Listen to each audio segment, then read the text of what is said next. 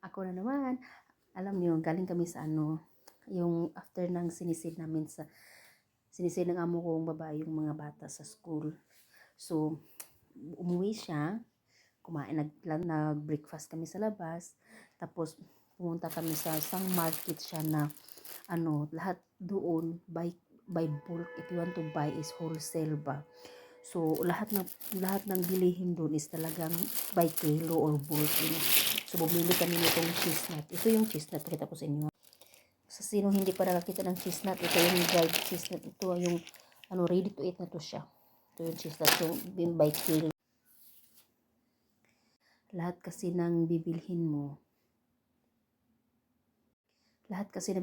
talagang siya, yung bang hindi siya by piece, parang by kilo talaga siya. Kahit malaki, maliit man yan, basta yung shop na pupuntahan mo, by kilo siya, kuha ka lang ng kuha. So, iwiwi lang nila yan. Iwi nila yan doon, dahil doon ka na magbayad. So, paano ba sila kikita niyan? Pero talaga kumikita sila, in fairness. Pakita ko sa inyo. So, kung sa atin to siya is by piece, diba? Bilhin natin siya. Pero dito, kuha ka lang ng kuha hanggat gusto, ano bang kukunin mo.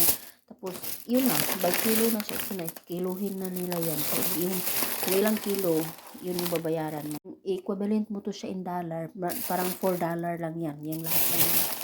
So, $4 lang yan. Hindi ka, kung sa Singapore ka, hindi ka makabali ng $4 nito, okay? It's more than.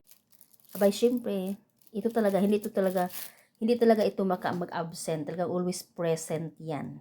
Iba yung bulad nila dito. Alam mo, yung tuyo nila dito iba. Kasi kinukuha na nila yung ulo. Alam niyo kasi yung ulo. Yung ulo kasi, yun kasi yung mag-start na parang magbasa siya. At saka siya, magtubig. So, ito, nililinisan na nila to. Ito yung tuyo. Yan, nililinisan na nila para hindi mabaho.